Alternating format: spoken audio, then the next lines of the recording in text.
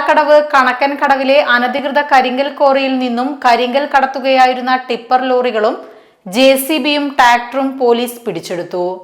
അനധികൃത കരിങ്കൽ ക്വാറിയിൽ നിന്നും വ്യാപകമായി കരിങ്കൽ കടത്തുന്നുവെന്ന രഹസ്യ വിവരത്തെ തുടർന്ന് ഇന്ന് രാവിലെ 9 മണിയോടെ നടത്തിയ പരിശോധനയിലാണ് വാഹനങ്ങൾ പിടിച്ചെടുത്തത്.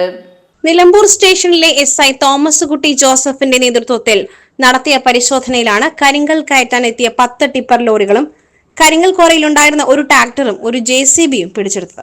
പോലീസ് കസ്റ്റഡിയിലെടുത്ത വാഹനങ്ങൾ നിലമ്പൂർ KNG റോഡിന് സമീപത്തേക്ക് മാറ്റിയിട്ടുണ്ട്. പുള്ളിപ്പാടം വില്ലേജ് പരിധിയിൽ അനധികൃത ക്വാറി പ്രവർത്തിച്ചിട്ടും വില്ലേജ് അധികൃതർ നടപടിയെടുക്കാത്ത സാഹചര്യത്തിലാണ് പോലീസിനെ സമീപിച്ചത്. പുള്ളിപ്പാടം വില്ലേജ് പരിധിയിലെ 8ാം ബ്ലോക്കിൽ അനധികൃത റോഡ് നിർമ്മാണം നടക്കുന്നുണ്ടെങ്കിലും അധികൃതർ കണ്ണടയ്ക്കുകയാണ്.